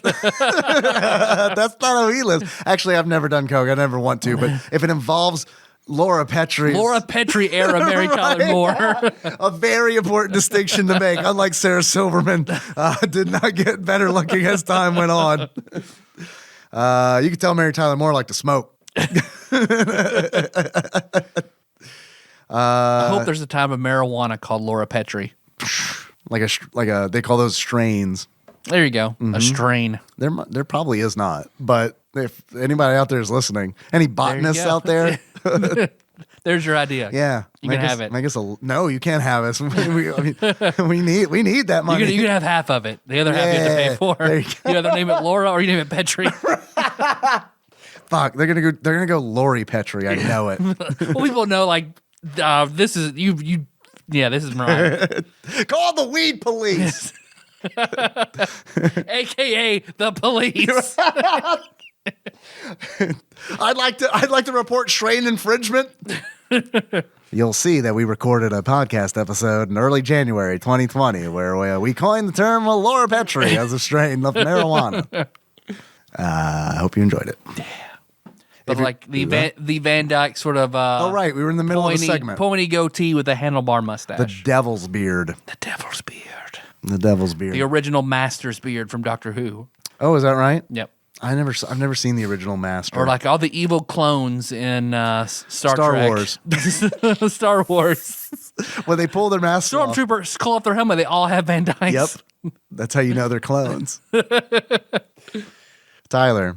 Yes, Dave. If you were to give this game a pair of glasses, what kind of glasses would it be? It would be like those old-fashioned like glasses, but whenever you have to see something closer, you pull another smaller lens over that lens and a smaller lens over that lens. Gnomish glasses. Yes. Or like the ones like at the optometrist where they're like, this one? That Or could this one? work. Like an old-fashioned version of that. This one? Better? Worse? A or B? A or B? Read the top line, please. So because both of those are curiosities All right. Yeah. Okay. I like that. You think the Van Dyke's a curiosity? with a handlebar mustache. With the waxed up? Yeah. All right. Curly mustache. Curly mustache. All right. Got any more of them questions? I got a couple. I get a quiz here from UK quiz minister. What was I think it was Quiz Minister. Inquisitor? Ross Rachel Green. Prime Inquisitor. This quiz is entitled Yuki-chan's Papa. Nice. Remember this guy? He did sound for a bunch of great games. Only the true fans will remember this guy. So try and work out the games he has done sound for that you have played. Shit. Oh, that's going to be a hard Ross, quiz. this is some shit. Oh, boy. He only did... Tony is very pleased right now, but this is some shit. He only did 6. So the last 4 are miscellaneous. All right. Okay. Usual rules apply. Are you ready, Tyler, to begin? Yes. This, according to IGN's Top 100 Super Nintendo games, was the worst of the bunch. Final Fight. Episode 2. Yep. Lock it in. Right? Yeah. Because we didn't do Mega Man X Street Fighter and then Final Fight. That wasn't episode 0, was it? We started Nope, at it was 1. 1. All right. Yep. So Final Fight 2, logging it in. It was episode 2, Final Fight. All right. So far, so good. Next question. In this RPG, each character comes from a different clan of anthropomorphic animals. Breath of Fire 2. Good call.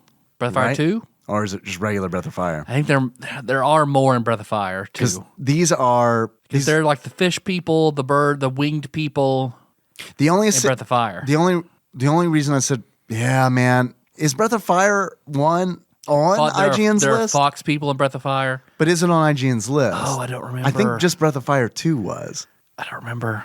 Ooh.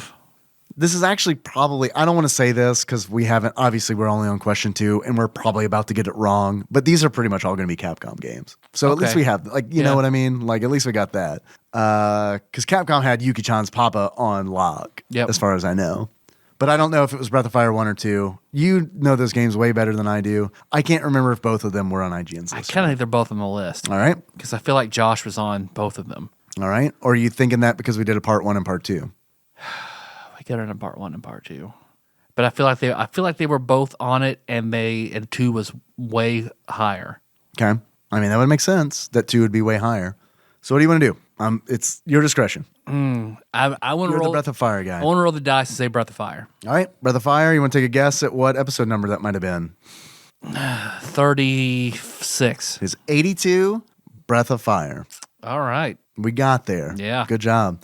Next question. This game features 3 playable characters: Shin Kazama, Mickey Simon, and Greg Gates. Is that the UN Squadron?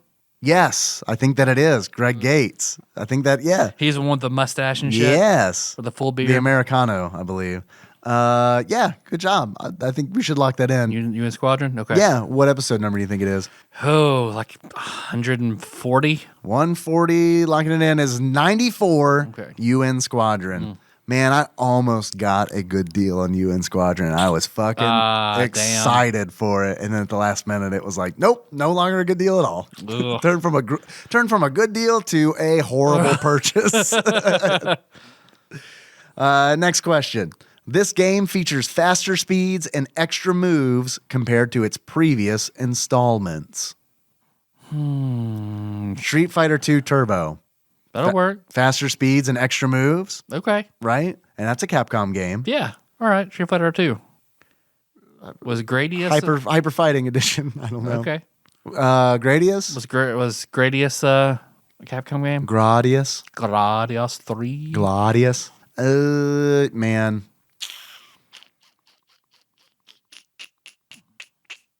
I don't know. I should know that, right? Street Fighter 2. I don't. Street Fighter 2. I think how many Street Fighter 2s were on IGN's list though? I think just one. And I think it was Street Fighter 2. I think it was Turbo.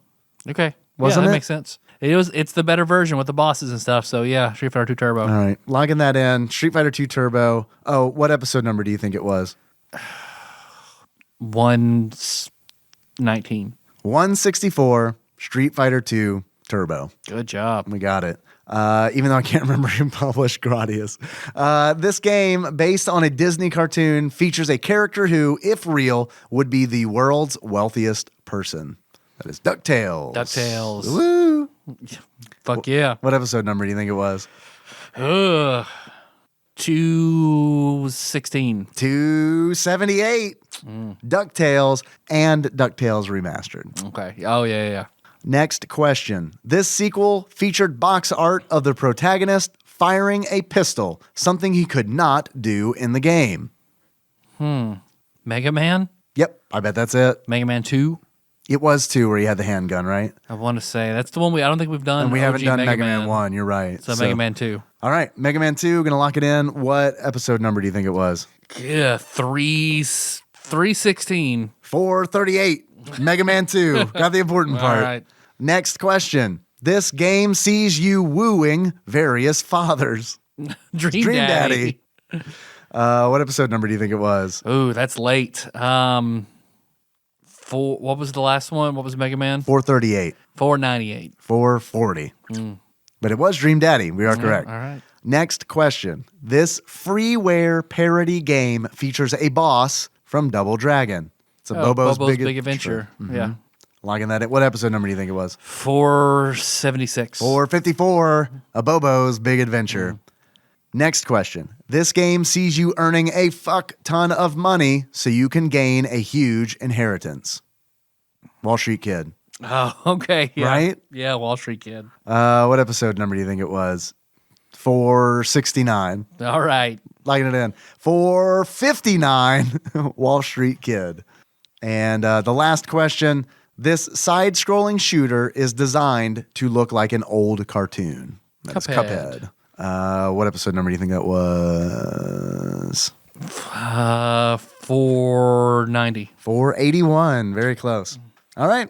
Ross Rachel Green, thank you very much for the quiz. That was awesome. I love these quizzes. Yeah, man.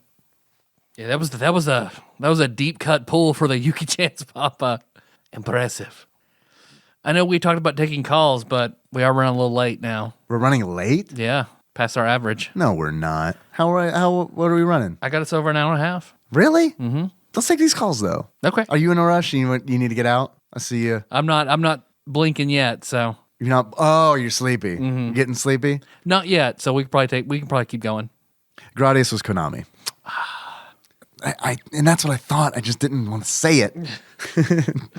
All right. So we paid our very expensive call screening service, and these are the calls that were picked out for this episode. That's another reason I want to do the calls. I mean, we made the payment. We might as well. It's true. We might as well use it, you know? All right, here's the first call. This is coming from 615. Hey, TADPOG. This is Paul Korn, just coming in with a quick little question for you.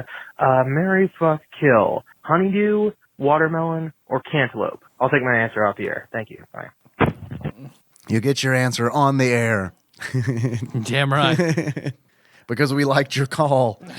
And by that, I mean our very expensive call screening service liked your call.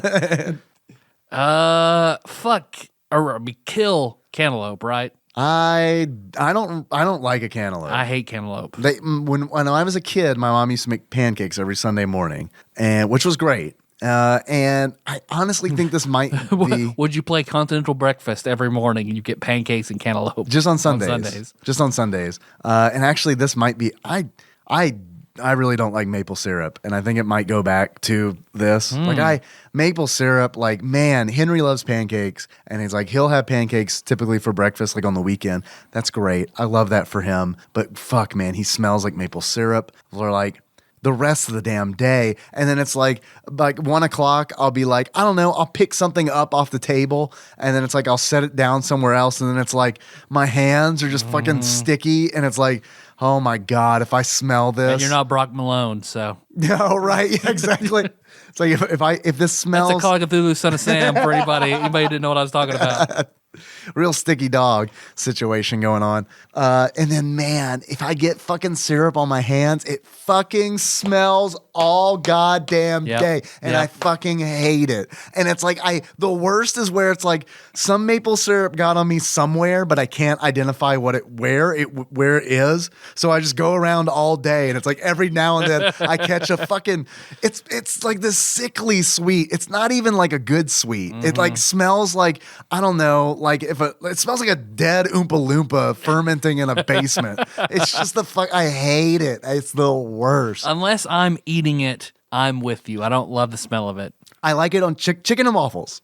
Chicken and waffles, which, by the way, White Castle has a chicken and waffle sandwich, which is pretty good, but you will get maple syrup all over your hands and you'll regret it. What I think, I will show you what the worst version of that is what my kids love to do, and I fucking hate it because It intensifies the smell, it intensifies the sticky, and it intensifies how awful the dishes are to do, which is they'll eat waffles, but they have to put peanut butter in all the tracks and then put maple syrup on top of that. So the combination of maple syrup and peanut butter is awful. I do both separately, but man, put that shit together.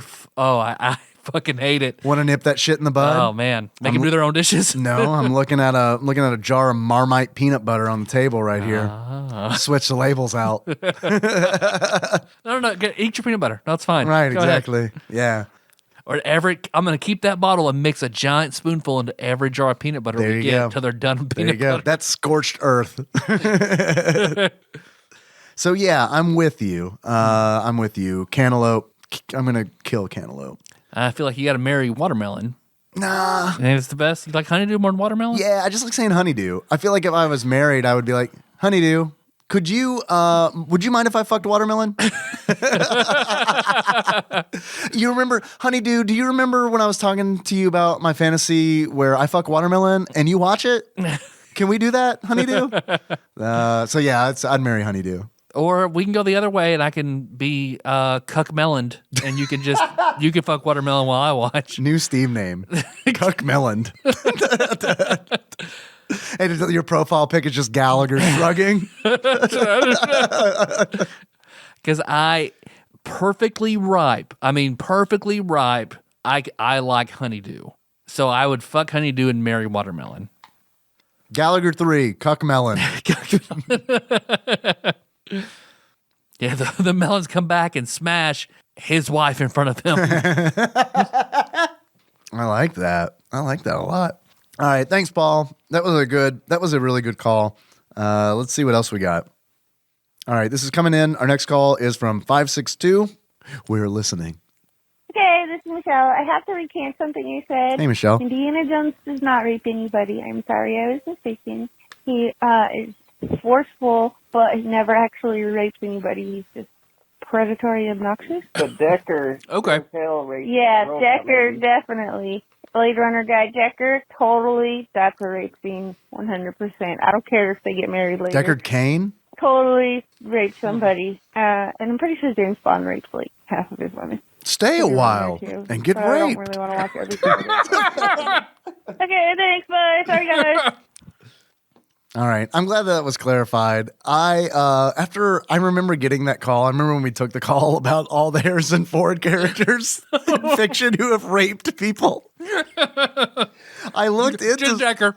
Yeah, I looked into some of it and I was like, I don't see it. And then I got to Blade Runner and I was like, yeah, okay.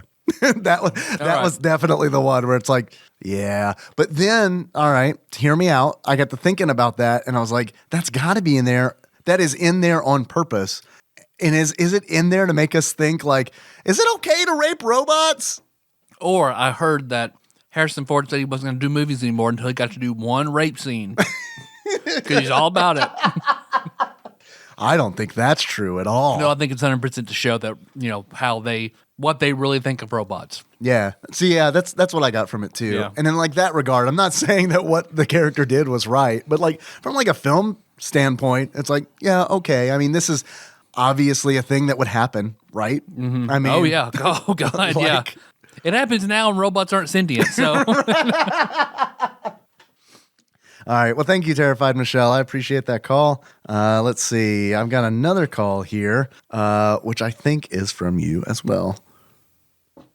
Hi, TADPOG. This is Terrified Michelle. I just wanted to call because I haven't heard Karen talk about new words that she hears from the youngins. So I thought I'd tell you that since I work with some people younger than me in the prep room, I have learned some new words. And apparently people are now flossy, which...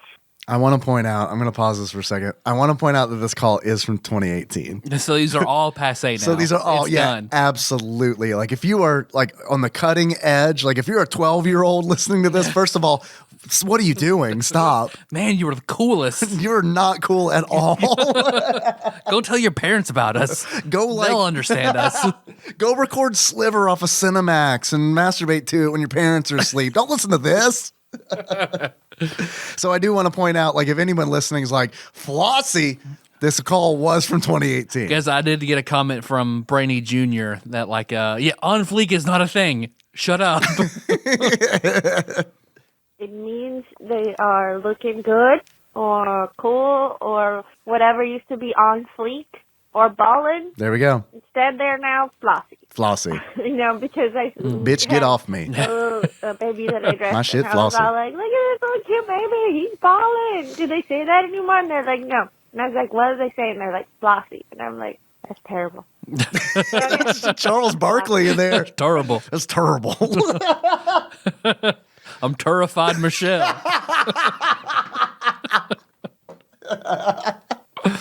That's the new title. Terrified Michelle. What is my question? Where's Taryn? I miss Taryn. I asked that question already. I haven't heard from Taryn. What's your cat doing? That's all. What is your cat doing? Not just catting around. Can't just be catting around. That's a deep cut. Yeah, just catting around. I don't. Where is Taryn? Do you know? Taryn still listens. She has moved to Bullshit. Louisville. Really? And she plans on being a prom this year. Fuck So yes. there's Taryn. All right. Yep. That's awesome. Okay, awesome. That's amazing. I'm looking forward to that. Yeah. That's it, ma'am. That's All all. right. That's all the calls I got. Thank Sweet. you for calling. And I want to give a shout out to Zalnop and Grim for essentially resurrecting calls. It's been a thing where it's like I haven't really wanted to do them in a really long time. But when people are like, "Hey, we want those," it's like, okay. All right, let's give this another go right. until people start being mean to each other again. Yeah, that was the thing that happened, wasn't it? Yeah. Poor Adam. So I guess what I'm saying is we'll do calls until y'all are mean to each other, and then we'll stop again for 2 years.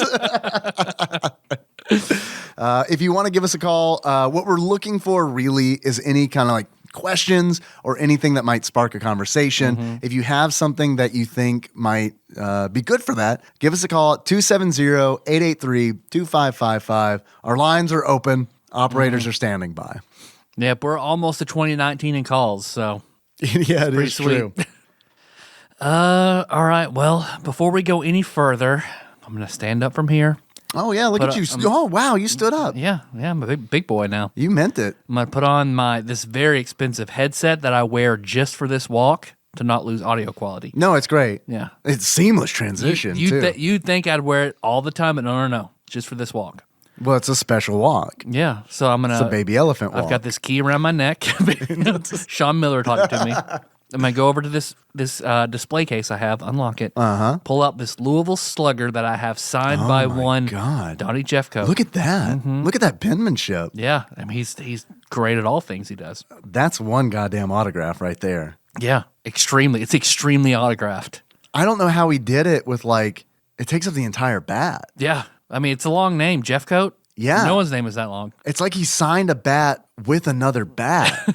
You're right. Wow. It's like he's put a bat on his forehead, span around in circles till he was dizzy, and then used that bat to sign this bat. Damn, Donnie. Yeah, it's a pro. So I'm going to channel that energy, that dark, chaotic energy that is Donnie Jeffcoat, Please. to place this bat on the ground, my head on this bat, spin Yeah. in circles so my no-no Spin, hole is baby. in a random direction, and say the prayer we all love to say. Look at you go. Yeah, I'm amazing. Man, the quality on this headset. It's really, really good. I'm glad we invested in that. Thank you, Patreon donors. Yeah. Patreon.com/TADPOG. Just the walking mic, just for me.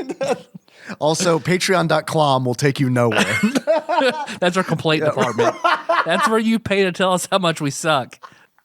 It might go over okay. Have a complaint? Patreon.com/TADPOG. Want to give us money? Patreon.com/TADPOG. Well, before I get sick, no whammies, no whammies, no whammies. Stop. 205. 205. It's gonna be the B's. No. The A's. 205. 205. The C's. There's like 725 Super Nintendo games. These. Sit down. Clearly you're dizzy. Put down the NyQuil. The fours. The G's. The G's. The G's. Oh, a G game. Fuck. G game. G unit. Jack Nicklaus Golf. That's a J.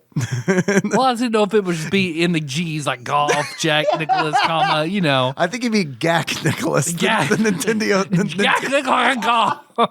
The Nickelodeon Nintendo partnership. Jack, Nicholas, golf. Does the name Gary Kitchen mean anything to you? No, but it's Me all neither. right. Me neither. Gary Kitchen's Goat Simulator? I don't. What if I told you Gary was spelled with 2 R's? Oh, then it's a bullshit, Gary. Gary Kitchen's Super Battle Tank, War in the Gulf. Fuck, one of these again.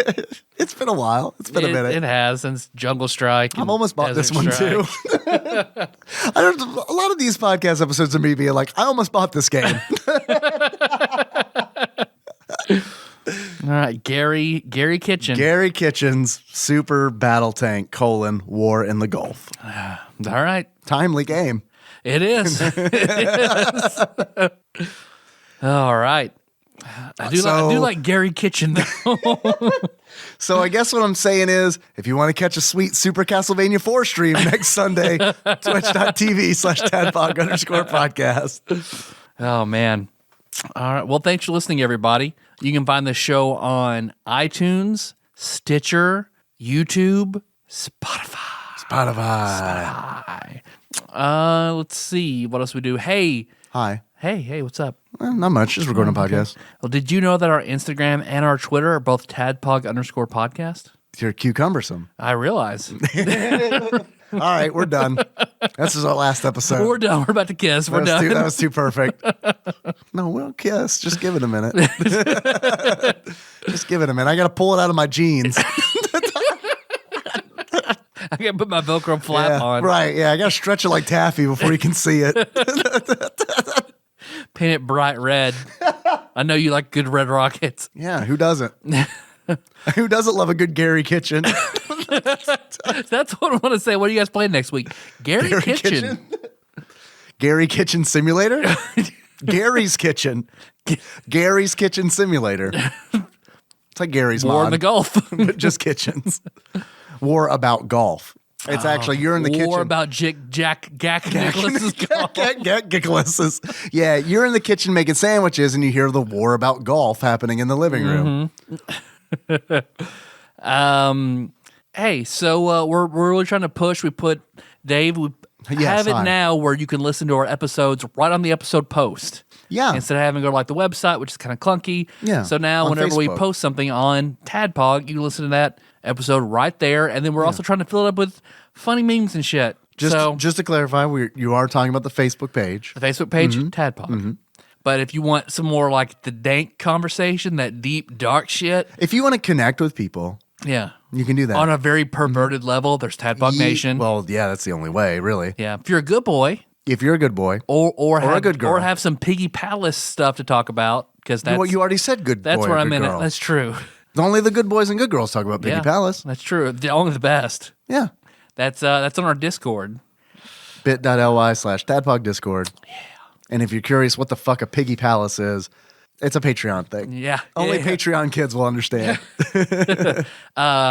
What I think is a big climactic episode just came out this last Monday. I edited the shit out of this episode. It's getting very good response. I'm very happy with it. So please, that's session 9. So if you're just now jumping in, now you can listen all the way up to a big climactic point. 9 episodes in. Been edging it out for 9 episodes. Edging.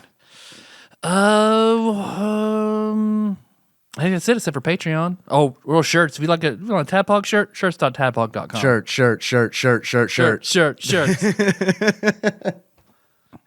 Got that Patreon shit? I do. Hey, I want to thank everybody who's recently donated on Patreon, patreon.com/tadpog. I'd like to thank the following people. So sit right there and I'll tell you that they did good things. Nolan Clemens just upped his donation. Thank you very much, Nolan. Riding that penny train. I know what you paid for, Nolan. I'm going to give it to you. Next, I'd like to thank Dalton Suter. Dalton is a new donor. Thank you, Dalton. Yeah. I hope you enjoy the bonus content that we've got up on Patreon. Thank you very much. And I'd also like to thank Paul Clark, who upped his donation as well. Several pennies. So we'll do this. There you go. Riding that several pennies train. Thank you, Paul. Appreciate it very much.